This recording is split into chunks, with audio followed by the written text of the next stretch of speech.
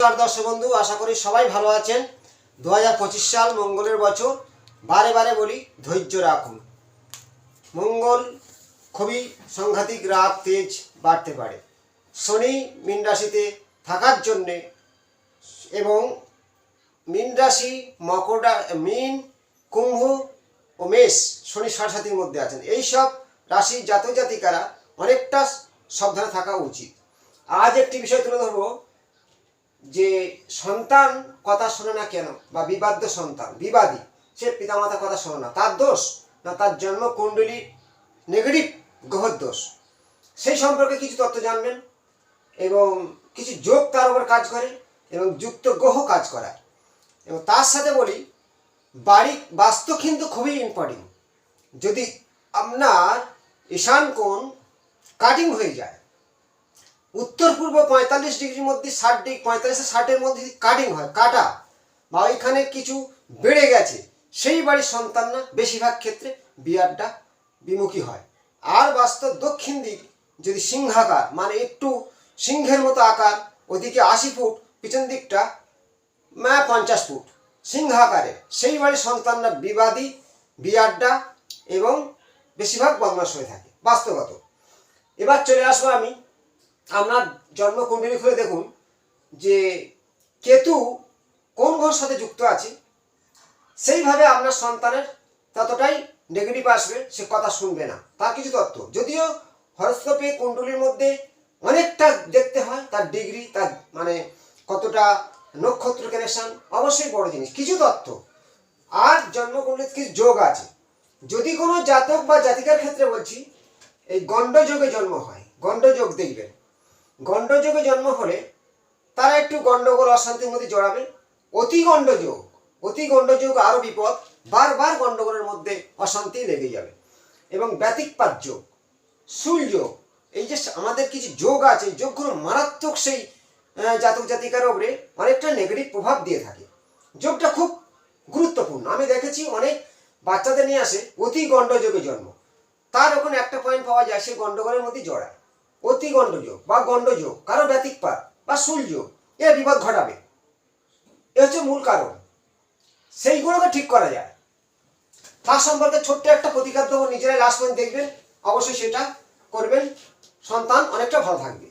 আপনার জন্মকুণ্ডলী দেখুন তো, এই 12টা ভাবের মধ্যে যে শনির সাথে কেতু আছে, লগ্নে থাকলে লগ্ন তার মস্তক, ব্রেন, মুখমণ্ডল, শনি ও কেতু যুক্ত, এটাকে বলা হয় একরকম সাপিক দোষ।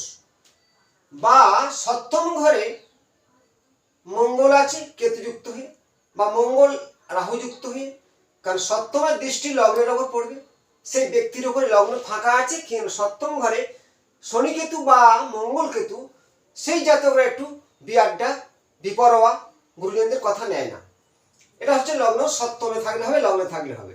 লগ্নের দ্বিতীয় ঘরে দেখুন বৃহস্পতি যুক্ত রাহু, বা পঞ্চমে দেখুন বৃহস্পতি যুক্ত, এই লগ্ন যেখানে হোক সেখান থেকে এটাকে বলা হয় 5 নম্বর ঘর বা দ্বিতীয় ঘর, এবং এই নবম ঘর। যদি আপনার বৃহস্পতি যুক্ত কেতু বা রাহু থাকে, বিশেষ করে রাহু বৃহস্পতি যুক্ত থাকলে একে বলা হয় গুরু চণ্ডাল দোষ। বৃহস্পতির সাথে রাহু যুক্ত আপনার হরস্কোপে দেখুন 12টা ঘরের মধ্যে যদি 9 নম্বর ঘর, পঞ্চম ঘর ও লগ্নে বা দ্বিতীয় ঘরে আছে, এই বৃহস্পতি রাহু যুক্ত হয়ে আপনার সন্তান কোনো মতেই কথা শুনবে না, বিয়ারটা।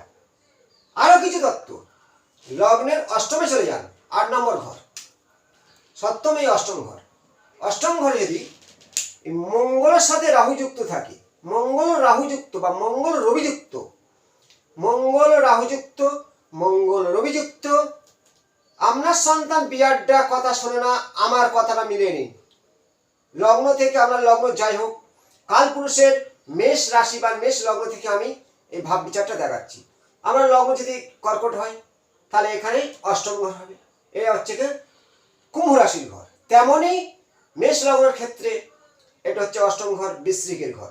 তা আমরা লগ্ন যাই হোক সেখান থেকে 8 নম্বর ঘরে চলে যান, মঙ্গল রাহুযুক্ত হয়ে বসে আছে, আপনার সন্তান খুব রাগী, জেদি, এবং মঙ্গল রবিযুক্ত হয়ে বসে আছে অষ্টম ঘরে, খুব তার রাগ, জেদ,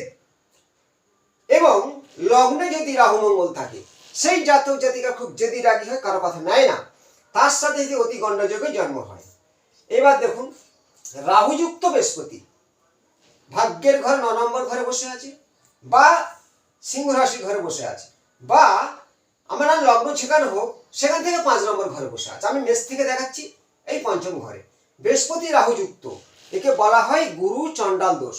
এই জাতক জাতিকা পিতা মাতার কথা, গুরুজনদের কথা কোনো মতেই নেবে না, অনেকটা বিয়ারটা।